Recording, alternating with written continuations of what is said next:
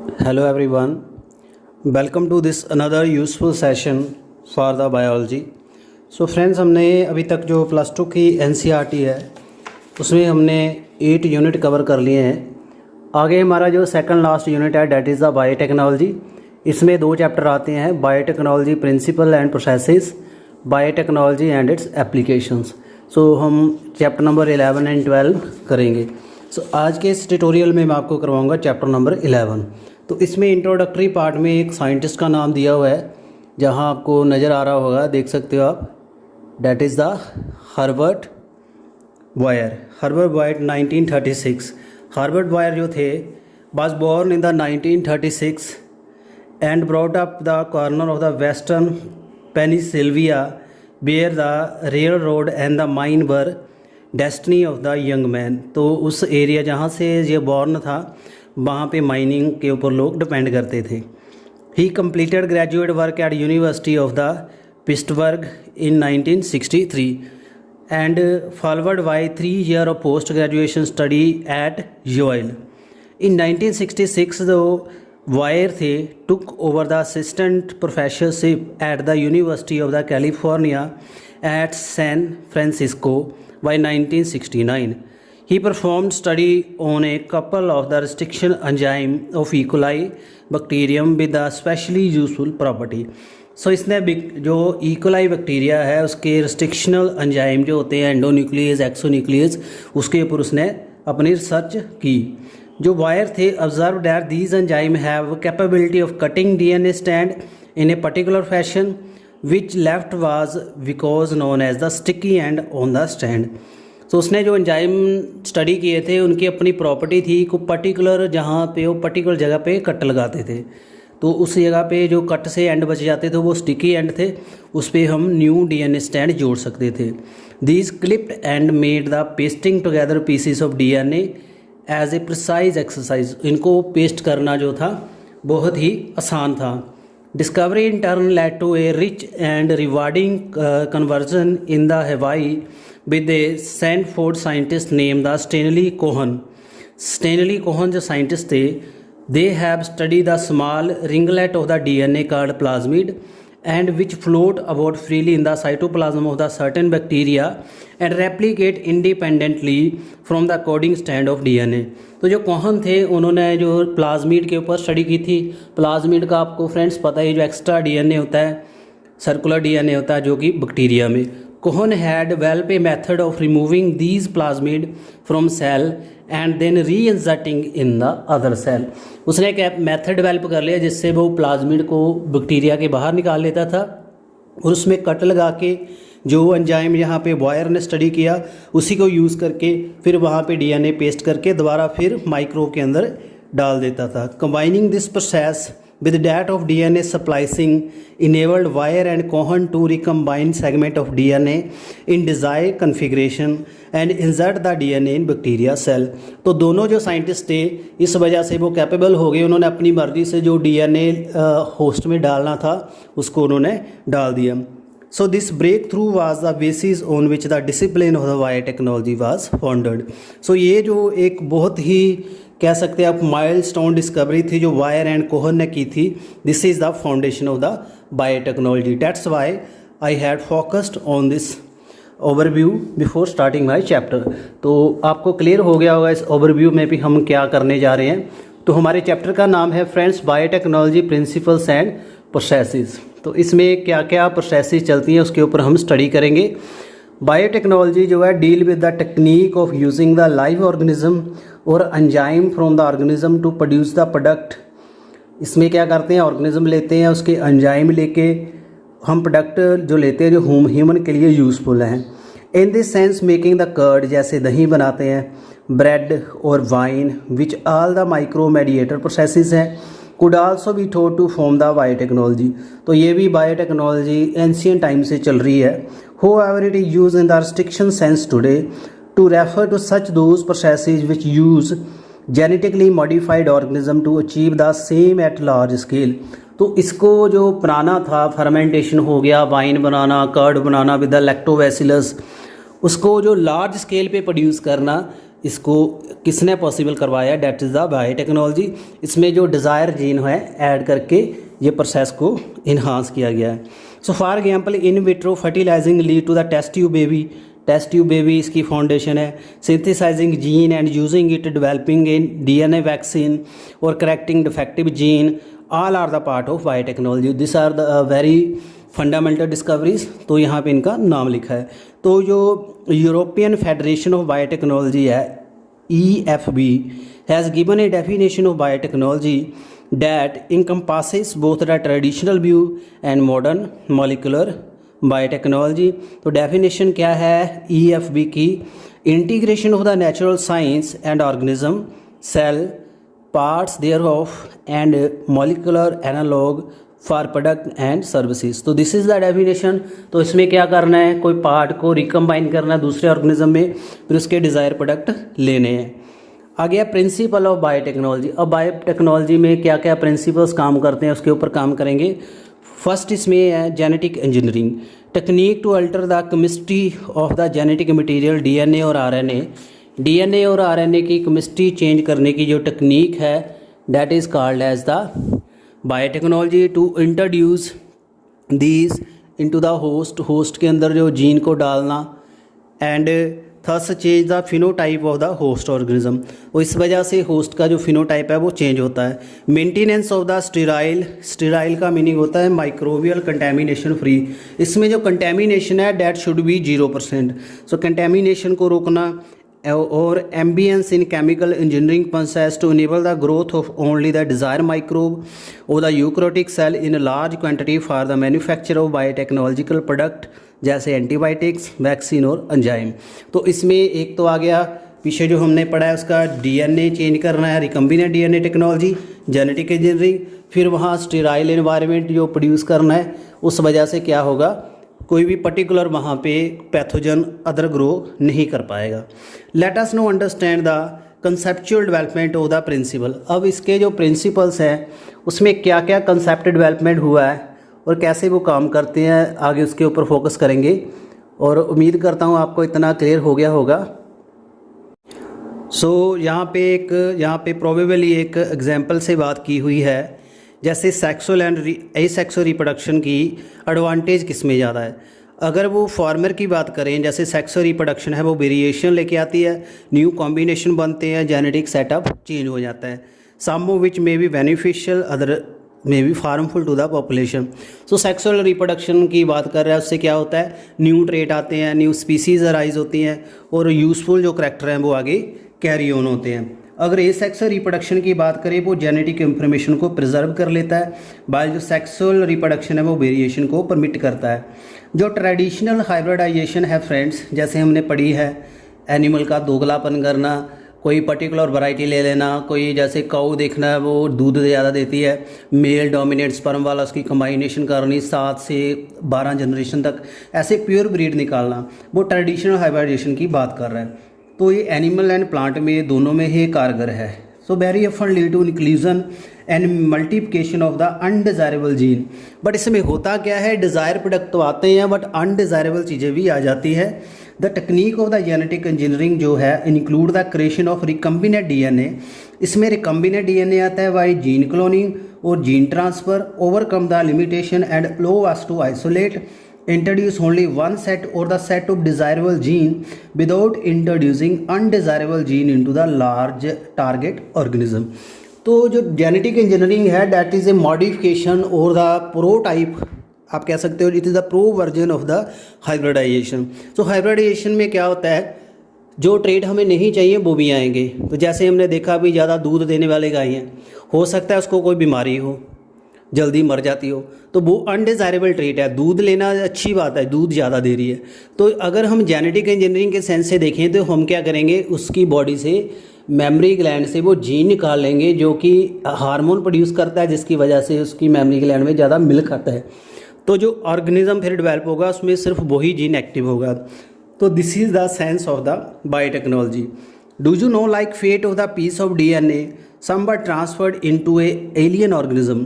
Alien होता है दूसरा ऑर्गेनिज्म, उसके अंदर जो जेनेटिक मटेरियल इंट्रोड्यूस किया जा सकता है। मोस्ट लाइकली पीस ऑफ जो DNA की बात कर रहा है would not able to multiply itself in the progeny of the cell of organism.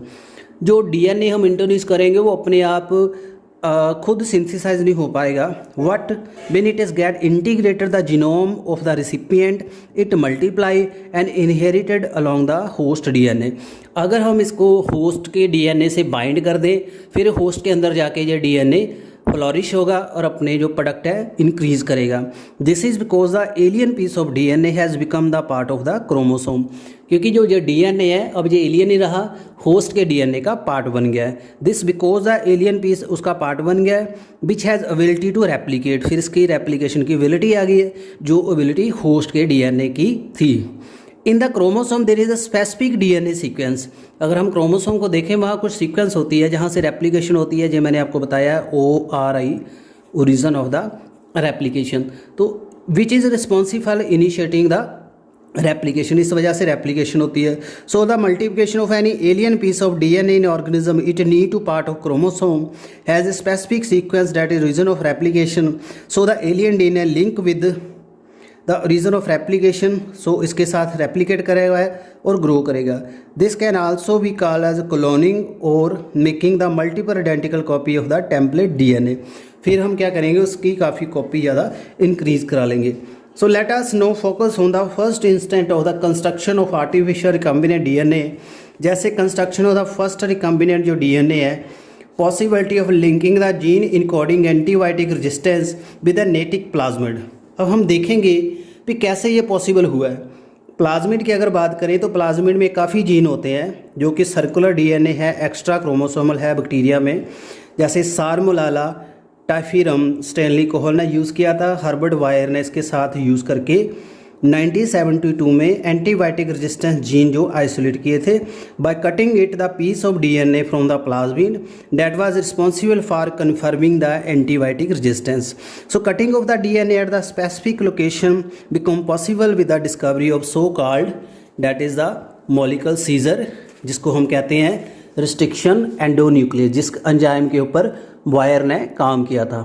तो फ्रेंड्स ज़्यादा यहाँ स्टोरी ना बांधते हुए मैं बेसिक आपको बात पे ले जाता हूँ। अगर आप प्लाज्मिड को देखोगे, plasmid is the circular DNA, उसमें पर्टिकुलर सेट ऑफ जीन होते हैं, काफ़ी जीन मार्कर होते हैं। मैं वाइट बोर्ड पे भी डिटेल में करवाऊँगा, दिस इज़ द NCERT। तो उसमें निफ भी होंगे जो आपको मैंने करवाया है, R भी होंगे, F भी होंगे। दीज आर द फैक्टर और जीन। निफ करेगा नाइट्रोजन फिक्सेशन, F करेगा फर्टिलेशन, सेक्सो रिप्रोडक्शन जो बैक्टीरिया में होती है, transformation as well as conjugation, transduction जो आपने पढ़ा होगा। तो जो R है रेजिस्टेंट जीन है, तो यानी ये कोई बैक्टीरिया है, जैसे यहाँ पे बात की है साल्मोनेला टाइफरम। तो इस बैक्टीरिया में जो R जीन है इस वजह से इसके ऊपर कोई एंटीबायोटिक असर नहीं करती। तो फिर क्या करना है, इसने जो एंडोन्यूक्लियस रिस्ट्रिक्शन एंजाइम है यहाँ लिखा हुआ है, इसको यूज़ किया। इसको मॉलिक्यूलर सीजर कहते हैं। जैसे सीजर काट देती है कपड़े को कपड़े का पीस यहाँ से इसने काट दिया, यहाँ इंसीजन बना दिया, तो यहाँ कट लग गया, इतना बच गया, और यहाँ इसके जो एंड है स्टिकी एंड बच गए, पेस्टिंग एंड बच गए। तो इसने क्या करना है, जो डिज़ायर जीन है वो यहाँ पे फिक्स कर देगा। अब ये प्लाज्मिड है, ये रिकम्बाइंड DNA बन गया, RDNA कहेंगे इसको। फिर इस प्लाज्मिड को दोबारा इकोलाई में ऐड करेंगे। अब क्या करेंगे, इसको वही एंटीबायोटिक में ग्रो करके देखेंगे। अब हमने RG निकाल दिया है, तो अब ये एंटीबायोटिक में ग्रो नहीं करेगा, अब ये मर जाएगा। अगर जीन ट्रांसफ़र करने के बाद बैक्टीरिया एंटीबायोटिक में मर गया तो इसका मीनिंग है जीन ट्रांसफ़र हो गया, सक्सेसफुल हो गया। अगर सर्वाइव कर गया तो जीन ट्रांसफ़र नहीं हुआ। दिस इज़ द फंडामेंटल जो मैं आपको कहता हूँ। तो यहाँ पे identification of DNA with desirable gene and introduction of identified DNA into the host, maintenance of induced DNA host and transfer the DNA into its progeny। तो these are the fundamental step। अब यहाँ इसके tool देखेंगे, बहुत important tools हैं। Recombinant DNA technology, इसको RDNA technology का नाम देते हैं, या इसको RDT भी कहते हैं। तो इसमें क्या होता है, first of the restriction enzyme की बात करता है, इसके लिए एंजाइम चाहिए होते हैं। सो यहाँ पे बात कर रहे हैं 1963 में जो enzyme responsible for restriction and growth of bacteriophage in E coli वो आइसोलेट किए गए थे। तो ये one of these added the methyl group to DNA while other cut the DNA. तो इसको रिस्ट्रिक्शन एंडोन्यूक्लियस का नाम दिया गया था। तो फर्स्ट रिस्ट्रिक्शन एंडोन्यूक्लियस जो किया गया था दैट वाज हिंड 2 जो था ये सबसे पहले रिस्ट्रिक्शन एंडोन्यूक्लियस बना था। तो स्पेसिफिक न्यूक्लियोटाइड के ऊपर कट लगा देता था। तो इसको DNA nucleotide sequence was isolated and characterise 5 year later. इसका पता बाद 5 साल के बाद लगा था।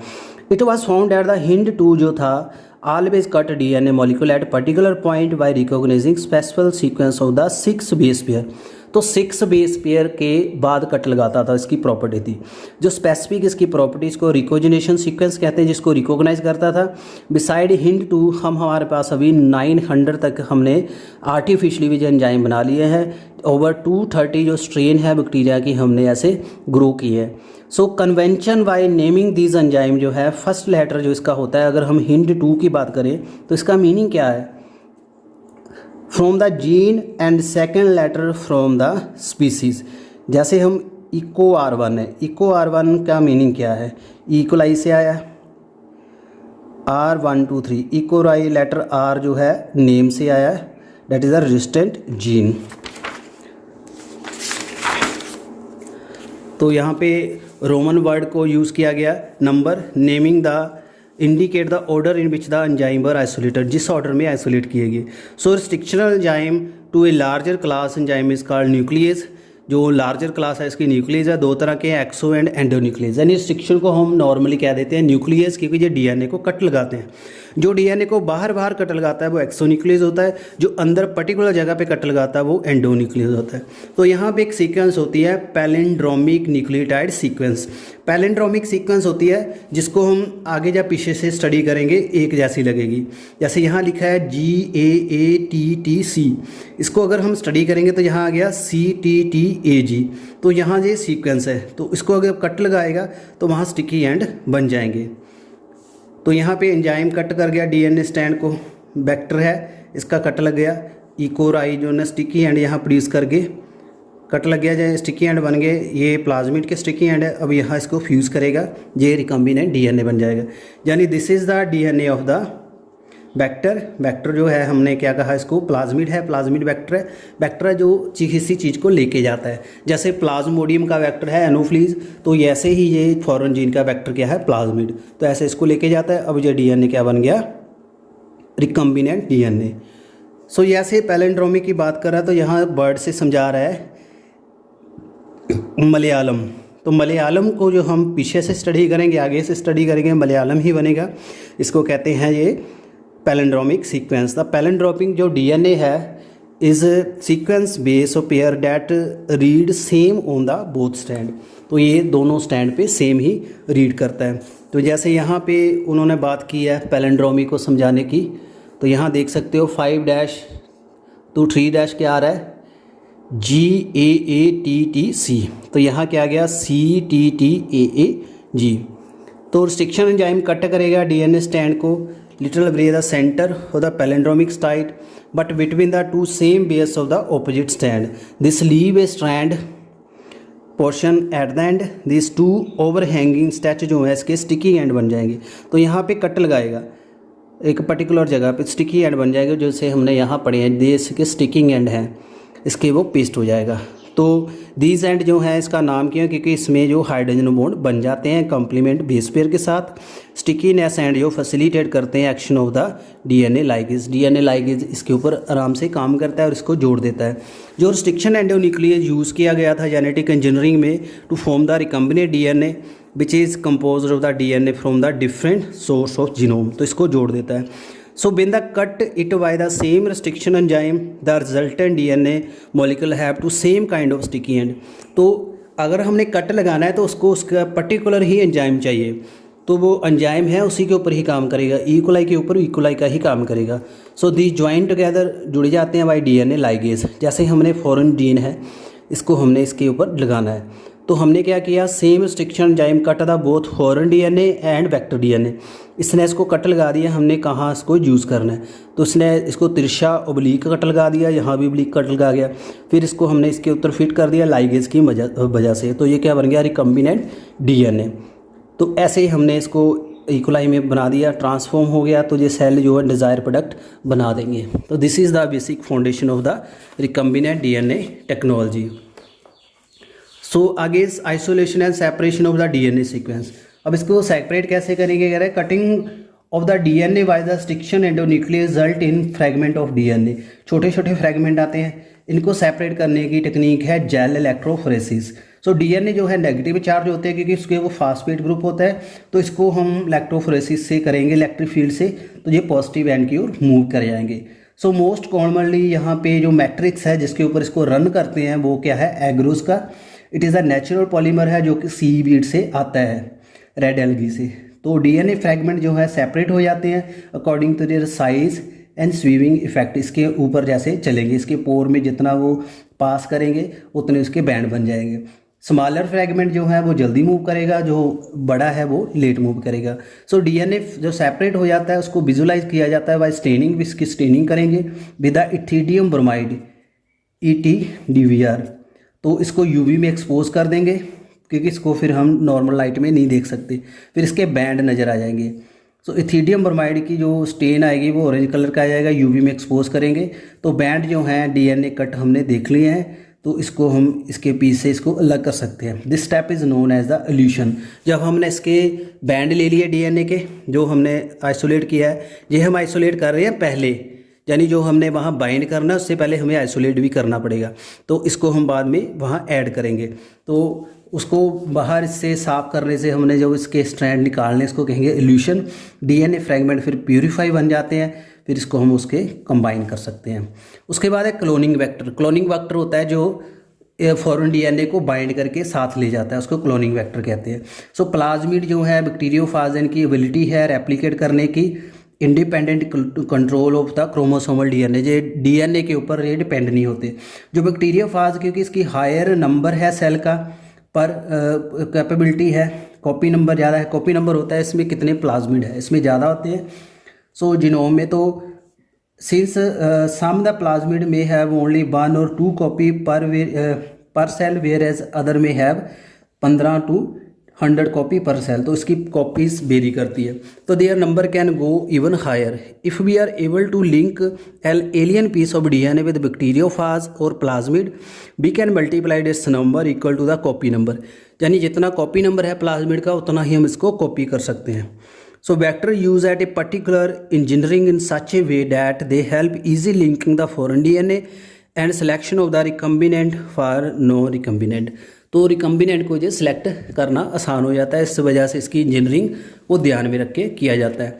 तो उसके बाद यहाँ पे बात की है जो क्लोनिंग को फैसिलिटेट करती हैं चीज़ें, यहाँ पे क्या है ORI, origin of the replication. तो ये जो है यहाँ से रेप्लिकेशन स्टार्ट होती है, इसको कहते हैं। तो when the linked this sequence can made by replication within the host cell, this sequence also responsible for controlling the copy number of the DNA. ये कॉपी नंबर भी इसकी कॉपिंग एबिलिटी को भी चेक करेगी। If one want to recover many copy of the largest DNA, it should clone a vector whose origin support high copy number. तो अगर हम उसका ज़्यादा डीएनए लेना चाहते हैं, ज़्यादा कॉपीज़ बनाना चाहते हैं, तो वो ओरिजिन को सिलेक्ट करेगा कितनी हमने कॉपी बनानी है। तो ओरिजिन ऑफ रेप्लिकेशन का काफ़ी यहाँ रोल है फ्रेंड्स। तो सिलेक्टेबल मार्कर होते हैं। मार्कर क्या है जो उसकी ट्रांसफॉर्मेशन को सिलेक्ट करेंगे। सो इन एडिशन टू यहाँ पे आपको सिलेक्टेबल मार्कर चाहिए जो कि आइडेंटिफाई कर देते हैं कि ट्रांसफॉर्मेशन हुई है या नहीं हुई है। जैसा जो एंटीबायोटिक रेजिस्टेंस की मैं बात कर रहा था वो इसके सिलेक्टेबल मार्कर हैं, जैसे एम्प्लासिन है, क्लोरोफेनिकोल है, टेट्रासाइक्लिन है, कैनामाइसिन है। ये जो सिलेक्टेबल मार्कर हैं, अगर हम इसका R जीन निकाल देंगे तो इन एंटीबायोटिक के ऊपर वो बैक्टीरिया मर जाएगा। तो इससे हमें सिलेक्शन का पता चल जाता है भी वो हुआ है या नहीं हुआ। क्लोनिंग साइट क्या होती है? Vector need to have a few preferable single recognition site use to restriction enzyme. Presence of more than one recognition within the vector will generate several fragment which will complicate the gene cloning. तो इसमें जो recognition site है particular होनी चाहिए, ज़्यादा नहीं होनी चाहिए, ताकि इसके ऊपर एक ही फॉरेन डीएनए हम लेके जाएं। अगर ज़्यादा बाइंड कर जाएंगे तो उसमें प्रॉब्लम क्रिएट होगी। सो उसकी लाइगेशन भी आसान हो। तो जैसे इसने बात की है एंटीबायोटिक रेजिस्टेंस जीन है, for example you can ligate the foreign DNA at the BAM H1 site of the tetracycline resistance in vector PVR 322। PVR एक वेक्टर है, इसकी आप BAM-H1 जो साइट है इसके ऊपर आप क्या कर सकते हो, टेट्रासाइक्लिन की रेजिस्टेंस चेक कर सकते हैं। इसको निकाल के यहाँ DNA बाइंड किया जा सकता है।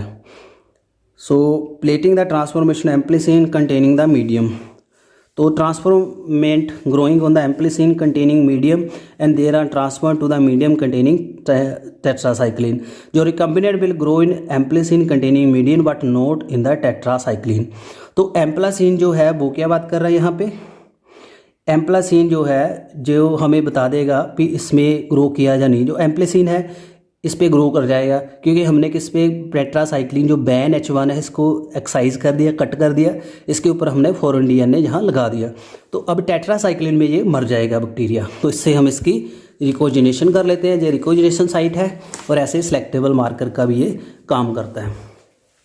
उसके बाद आता है जो सिलेक्शन है of the recombinant DNA due to the inactivation of the antibiotic circumsum procedure जो है, because it requires the simultaneously plating on the two plate having different antibiotics. So the alternative selectable marker have been developed which differentiate the recombinant from the non-recombinant on the basis of their ability to produce color in the presence of the chromogenic substrate.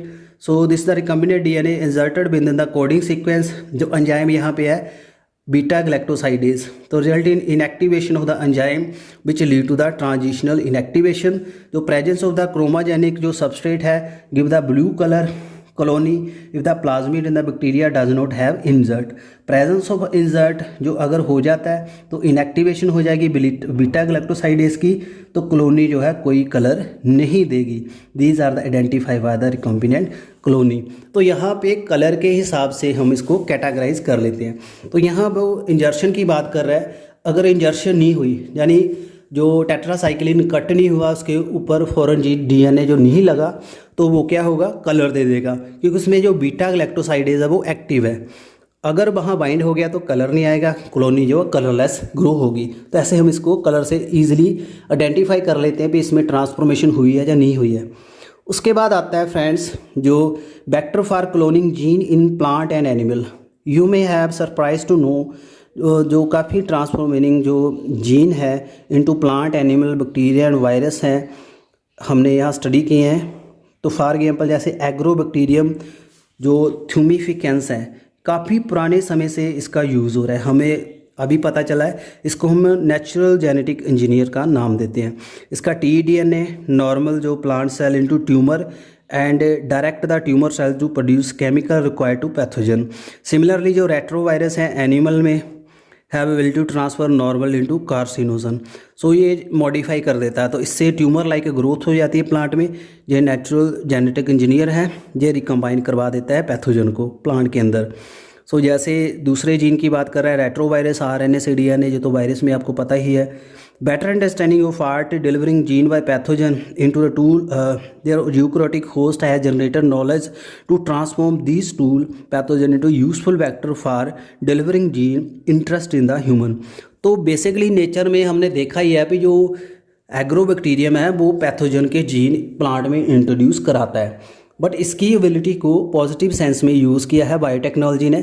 तो इसमें क्या किया, useful जो gene हमने plant में add कर दिए, वो टॉलरेट कर लेगा ज़्यादा साल्ट को, अदर कंडीशन को, तो इसलिए इसको यूज़फुल किया है। तो ऐसे वायरस से भी हम जो जीन है ट्रांसफ़र कर लेते हैं, जीन थेरेपी में इसका यूज़ किया गया है। सो द ट्यूमर जो इंड्यूसिंग TI प्लाज्मिड है एग्रोबैक्टीरियम थूमिफिकेंस का has been modified into cloning vector which is no more pathogenic to plant but still able to use the mechanism to deliver the gene of our interest into variety of plant. तो यही मैं बात कर रहा था। Similarly जो retrovirus है इसका भी हमने यूज़ कर लिया, तो समझ आ गया होगा आपको। यानी नेचर ने हमें ये चीज़ दी है, हमने अपने आप नहीं, ये आइडिया हमें नेचर से ही आया बायोटेक्नोलॉजी का। उसके बाद आता है कम्पिटेंट होस्ट। होस्ट होता है जिसके अंदर हमने अभी ट्रांसफॉर्म DNA डालना है। सिंस द DNA एक हाइड्रोफिलिक मॉलिक्यूल है, it cannot pass through the cell membrane. Why? In order to bacteria take the plasmid the bacteria cell must be made competent to take the DNA। और DNA को कैसे गुजारेंगे cell के अंदर, उसके लिए इसकी कम्पिटेंट होना चाहिए।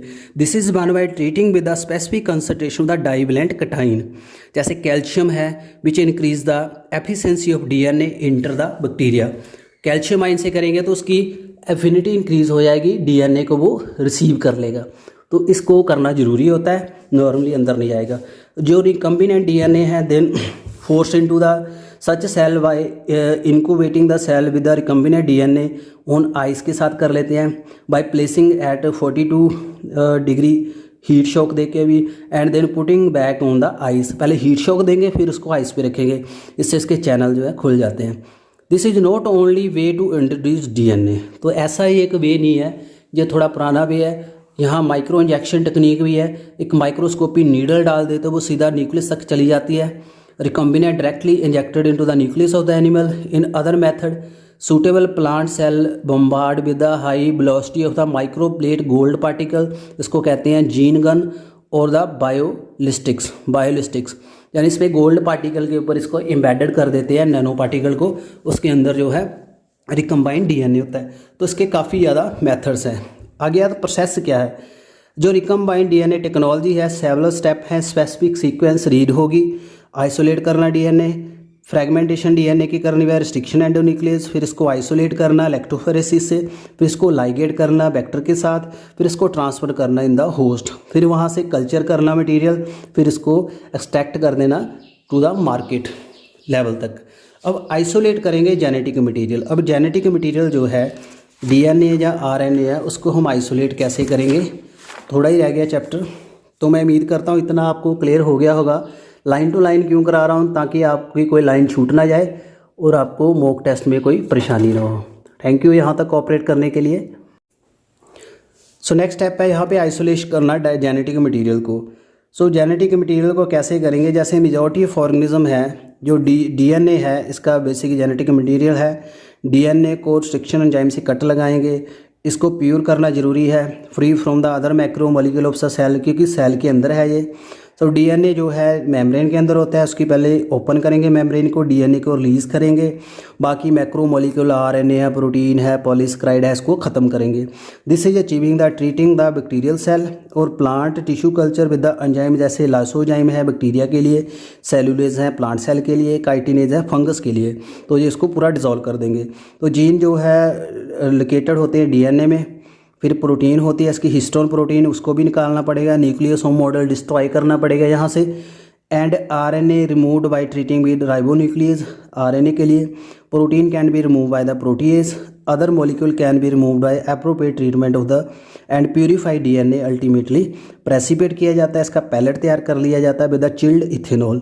तो मैंने आरएनए आइसोलेशन का वीडियो डाला है, डिटेल में देख सकते हो, पूरा प्रोटोकॉल डाला है, आप वहाँ से स्टडी कर लोगे। तो यहाँ पिक्चर दी हुई है, डीएनए सेपरेट किया गया है, रिमूव्ड बाय स्पूलिंग मेथड से इसको सेपरेट किया गया है। अब हम आगे क्या करेंगे, cutting the DNA at the specific location. अब हमने सारा स्टडी कर लिया, प्यूरीफाई कर लिया, अब हम डीएनए को कट लगाएंगे। कट का मैंने आपको बता दिया, रिस्ट्रिक्शन एंडोन्यूक्लियस का काम है। अब ये इसका हमने डिटेल में आपको करवा दिया है, अब कोई यहाँ कन्फ्यूज़न का चक्कर नहीं है। ऑप्टिमल कंडीशन है इसके लिए, एग्रोजेल इलेक्ट्रोफोरेसिस है, हमने देखना है रिस्ट्रिक्शन एंजाइम ने डिजेस्ट किया है, डीएनए नेगेटिव चार्ज है, फिर वहाँ वो मूव करेगा फॉर द पॉजिटिव इलेक्ट्रोड की ओर जाएगा, और इससे this process is repeated with vector DNA also. Vector DNA को भी इसके ऊपर गुजारते हैं और होस्ट डीएनए को भी। फिर ज्वाइनिंग करेंगे with several processes after cut DNA as well vector को कट लगा दिया रिस्ट्रिक्शन एंजाइम से, फिर इसको cut of the gene of the interest हमने निकाल दिया, फिर इसको लाइगेज से जोड़ेंगे। फिर उसके बाद है amplification of the gene of interest. अब क्या हुआ, कई बार हमारे पास जीन कम होते हैं, हम क्या चाहते हैं कॉपी नंबर हमारे पास किसी प्लाज्मिड का ज़्यादा है, तो फिर क्या करेंगे, हम उस जीन को ज़्यादा इंक्रीज़ करेंगे। उसलिए हम एक पर्टिकुलर रिएक्शन करते हैं जो कि पीसीआर है। PCR is a polymerase chain reaction, और इसके काफ़ी ज़्यादा वेरिएंट है। इसका अगर आप मटेरियल चाहते हो आपको मिल जाएगा, ये पीएचडी लेवल का मटेरियल है मेरे पास, बट वो आपके इंटरेस्ट का काम नहीं है। पीसीआर होता है पॉलीमरेज चेन रिएक्शन। तो इसमें हम क्या करते हैं, जो टैग पॉलीमरेज एक यहाँ आरएनए पॉलीमरेज डीएनए पॉलीमरेज होता है, जो कि थर्मोफिलस एक्यूटस बैक्टीरिया से लेते हैं, जो कि 100 डिग्री के ऊपर भी काम कर जाता है। सो पीसीआर का मैंने वीडियो ऑलरेडी डाला है, थोड़ा ओवरव्यू दे देता हूँ। इसमें क्या करते हैं, जो डीएनए होता है उसको पहले डीनेचर करेंगे, डबल स्टैंडर्ड से सिंगल स्टैंडर्ड करेंगे, हीट से या एसिड से, फिर उसके एनलिंग करेंगे, प्राइमर वाइंड करेंगे यहाँ पे 3' to 5 to 3'। जहाँ जहाँ प्राइमर बाइंड किया है फिर इसके ऊपर हम टैग पॉलीमरेज लगा देंगे, फिर इसकी चेन को ग्रो कर देगा। यानी हम रेप्लिकेशन करेंगे लैब में। फिर जो एम्पलीफाइड है इसके 30 से 100 साइकिल चलते हैं जितनी हमने करानी होती है, फिर इसके बिलियन टाइम इसको इंक्रीज़ कर देता है। तो इसके 3 स्टेप हैं, डीनेचरेशन, एलिनिंग द एक्सटेंशन। तो ये इसके स्टेप हैं। फिर हम इस यहाँ से प्यूरीफाई कर लेंगे। ये तभी करना होता है जब हमें ज़्यादा स्केल पे डीएनए की ज़रूरत पड़ती है। फिर क्या करेंगे, इंजर्शन of the recombinant DNA into the host. अब हमने जो रिकम्बाइन कर लिया डीएनए उसको हम होस्ट के अंदर डालेंगे। काफ़ी ज़्यादा मेथड है कंपिटेंट रिसीव करने के लिए। जो डीएनए जो है उसके अंदर जाना है अब सेल के अंदर, उसके मैंने मेथड की डिटेल में बात कर ली है। जैसे अब ने हम रिकम्बाइन करना है, ठीक है, होस्ट उसके बैक्टीरिया के अंदर। तो एम्प्लासीन जो है एंटीबायोटिक है, इस ट्रांसफर्ड इन इकोलाई में host cell become transferred to ampicillin resistant cell. If we spread the transform cell on the agar plate containing ampicillin only transformant will grow, untransform जो है डाई कर जाएंगे। जो ट्रांसफॉर्म है यानी जो पहले एम्प्लासीन के ऊपर ग्रो नहीं करते थे अब ग्रो कर पाएंगे। तो ऐसे हम उसकी चेक कर लेते हैं। Only to amplasine resistant gene one is able to select transform in the cell presence of amplasine। जो amplasine resistant gene है in this case is called selectable marker, वो उसकी सिलेक्शन कर लेता है। उसके बाद है obtaining the foreign gene product। अब हमने क्या कर लिया, रिकम्बाइन करके होस्ट के अंदर डाल दिया, जो तो पता ही है। अब हम फॉरेन जीन प्रोडक्ट लेंगे। सो क्लोनिंग कर लिया, जीन अपने ऑप्टिमल एनवायरनमेंट देंगे, उसको कल्चर में ग्रो करेंगे, फिर वो प्रोटीन तैयार करेगा। तो लार्ज स्केल पे करना है। You any reason why there is a need for the large scale production के लिए। तो if any protein encoding gene is express in heterologous host it is called recombinant protein, जो हम उसके ऊपर कर रहे हैं। द जो cell harbouring clone gene for the interest में be grown on the small scale in lab और in the industry. The cell can be multiplied in a continuous culture system wherein the medium is drained out on the side by side fresh medium added। यानी हम क्या करेंगे, काफ़ी ज़्यादा number में इसको ले सकते हैं हम। उसका जो फॉल मटेरियल है उसको चेंज कर देंगे, फ्रेश मटेरियल देते रहेंगे, वो प्रोटीन ऐसे बनाता रहेगा। तो इसके भी कुछ ऐसे प्रोडक्ट हैं, प्रोसीजर हैं, इसके इक्विपमेंट हैं, यहाँ ब्रीफ में दिए गए हैं।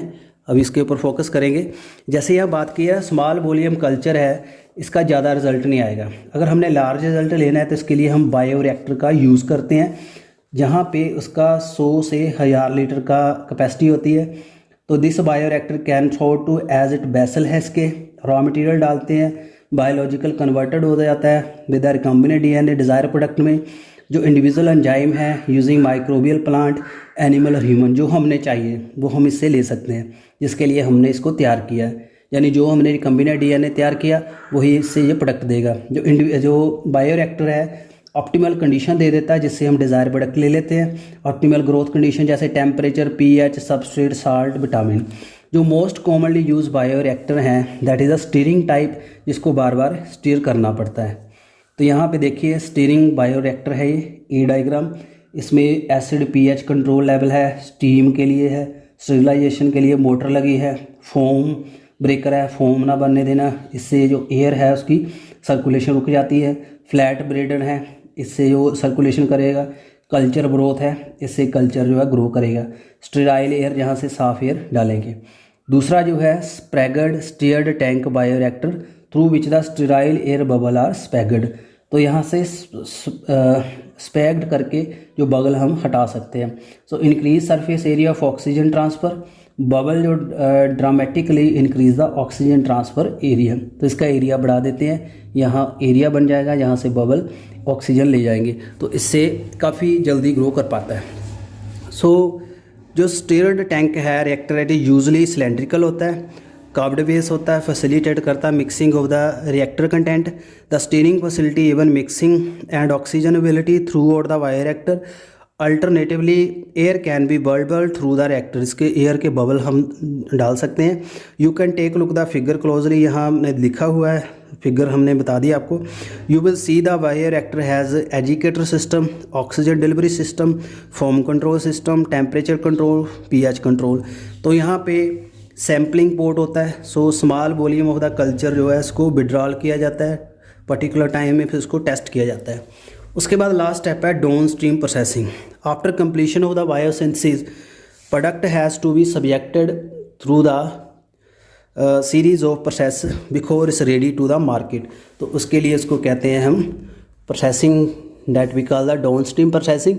तो इसमें क्या करते हैं, separation and purification of product by downstream processing से product has to be formulated with suitable preservative, इसमें जा डाल देते हैं। Such formulation has to undergo the clinical trial किए जाते हैं, जैसे ड्रग्स के केस में जो स्ट्रिक्ट क्वालिटी कंट्रोल किया जाता है प्रोडक्ट का।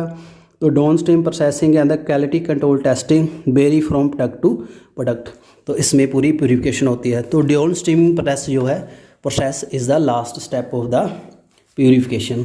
सो फ्रेंड्स, कैसा वीडियो लगा काइंडली कमेंट करना। थोड़ा लेंथी हो गया क्योंकि आपको समझाना भी ज़रूरी है, हौच पौच ना हो जाए।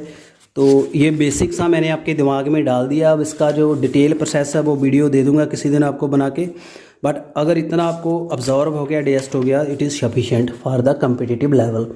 तो कैसा वीडियो लगा काइंडली कमेंट करना, ज़्यादा से ज़्यादा शेयर करिए। Thank you so much.